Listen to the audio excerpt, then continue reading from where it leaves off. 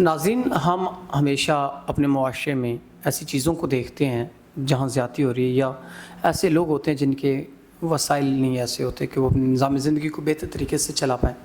تو آج ایک ایسی معاشرے کی بیٹی میرے ساتھ موجود ہے جو کہ اپنے مسائل کی وجہ سے پریشان ہے، تو آئیے ان کے مسائل جانتے ہیں۔ السلام علیکم۔ وعلیکم السلام۔ جی، مجھے بتائیے گا زندگی کے کیا مسئلے مسائل، کیا پریشانیاں ہیں جن کی وجہ سے آپ پریشان ہیں؟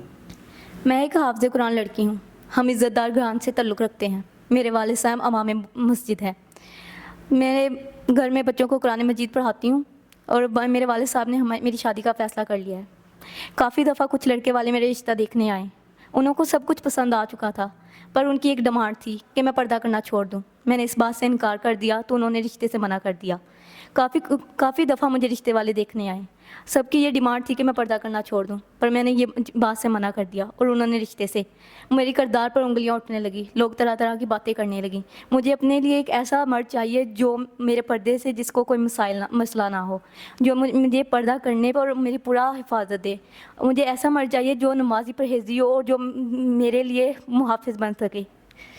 ناظرین، بہن نے واضح طور پہ بتا دیا، ایسا انسان ہو جو ان کی عزت کا محافظ ہو، ان کو عزت دے، نمازی ہو، اور ان کے پردے کے حوالے سے کبھی ان کو روکے ٹوکے نہ۔